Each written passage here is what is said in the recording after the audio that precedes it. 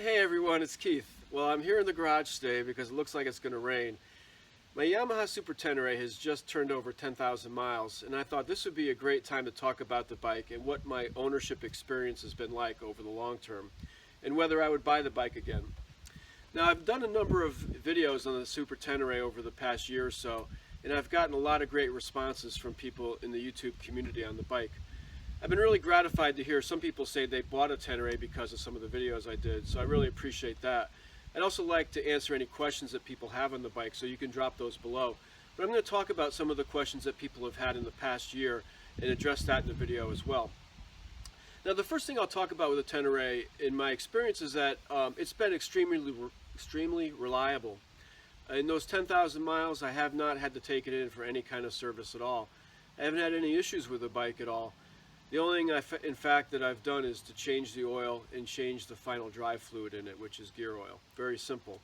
I've also changed the tires, but I did all that myself. The bike hasn't had any kind of mechanical issues whatsoever, so it's been extremely reliable, as I expected.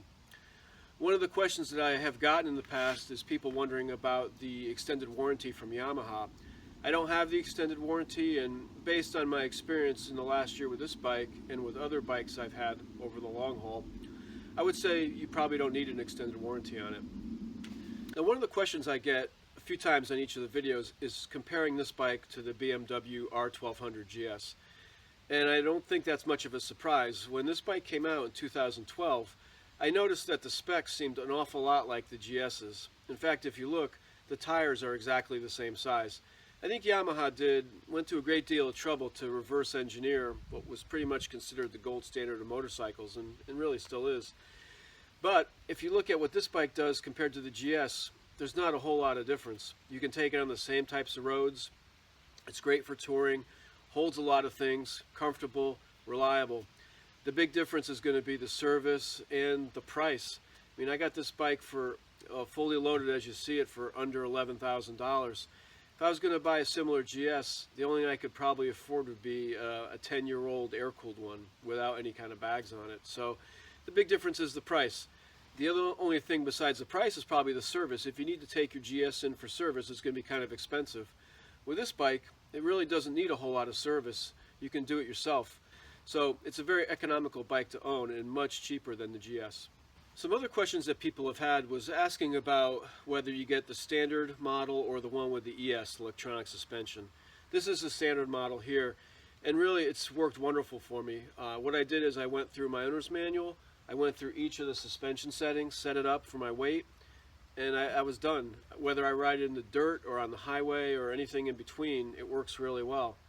If I had the option to pay a little bit more for electronic suspension, I would have done it, but it's not a deal breaker to me. So let's take you around the bike now and show you some of the individual parts of it that I really like.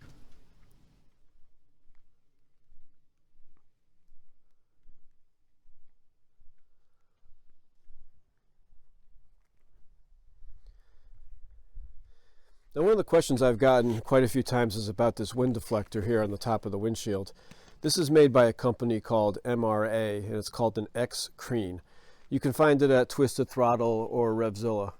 I have to say it works pretty well. I've never had the bike without it, but it does a really great job of keeping the airflow off of my body. It just goes right over my helmet. The bike also had these side deflectors here when I got it too, and they work really well. The cockpit is really quiet.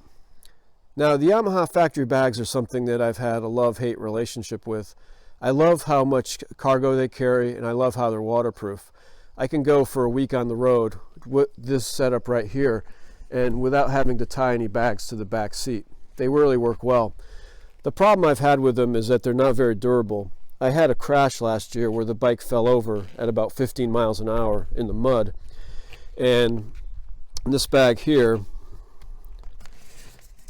this part right in here just literally just broke right apart and came apart. So I ended up having to get another bag, which cost $500. So I wasn't real happy about that, but I love the bags so much that I plan on keeping them on there, and I highly recommend them. I know Yamaha said in the beginning not to have all three bags on at the same time, but I haven't had any problems with that at all. Now, probably the best thing I ever bought for this bike are the tires. These are the Mitas or Midas E07 Dakars. And what they really allowed me to do was be able to take this bike anywhere with confidence. Now, I'm not going to do single track trails, but for the kind of riding I enjoy, which is hard-packed dirt, gravel roads, occasionally some mud or ruts thrown in, not for very long, these tires are just great. They're also very good for touring. I did a 1,000-mile, actually 1,200-mile trip in Pennsylvania on these tires, and they just wore like street tires. They felt good. I didn't feel like I was on knobbies, and I had the confidence to be able to go over any road surface I encountered, and it really truly made this an all-road bike. So I highly recommend these tires here. I also really like the controls on the Tenere. It's taken me a little bit of time to get used to the digital dash, especially the tachometer, but I really like it. So I'll start it up right now so you can see it and hear it.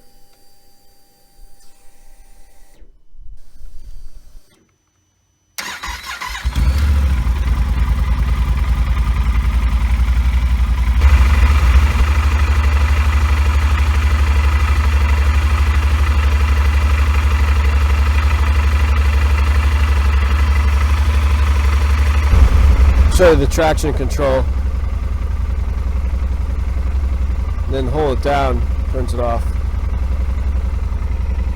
and then this mode button here engages the different driving modes. Right now it's in touring mode, sport mode. I leave it in touring mode all the time. The sport mode just feels kind of choppy. So now, I've had one slight problem with the bike, and it's developed fairly recently. It's an oil leak that I've got. When I park the bike in the garage, the next morning I'll see a number of oil drops below, and the oil seems to be coming from around this factory skid plate. I've removed the skid plate, just haven't seen exactly where it's coming from, so I got to look at it a little bit more. But you can see all the oil clustered around the top here. So my worst fear is that, riding on these gravel roads or dirt roads that I've kicked up a rock and maybe done some damage to the underneath that I'm going to have to deal with. We'll see. I got to take another look at it. It's not leaking a tremendous amount, but enough where I've got to address it. Now, one thing I've noticed in changing the oil on this bike is when I put the oil in, I always end up overfilling it, and I feel like I'm following the specs. So I guess I would recommend just going really slow when you fill your oil. It could be an overflow issue, but I'm suspecting it's something worse than that. I would also recommend getting a decent aftermarket skid plate just to prevent any kinds of problems like that. Now, some people have asked about taking a passenger on the Tenere. I just can't comment on that because I really have never taken passengers, so some other people may have to weigh in on that one. Well, that's it on the Yamaha Super Tenere. 10,000 miles, about 15, 17 months of ownership. I'm really happy with the bike. Would I do it again? Hell yeah. I would have paid more for this bike. It's been really worth it. I plan on holding on to it for a long time. Just does everything I needed to do. It's as capable on the gravel and dirt roads as my KLR, and really as good about touring as probably a Goldwing, actually. It's just a perfect bike for me. Take it anywhere I want to go. If you have any questions or comments about the Tenere, just drop them below. And as always, I appreciate the thumbs up and subscriptions. We'll talk to you next time. Bye.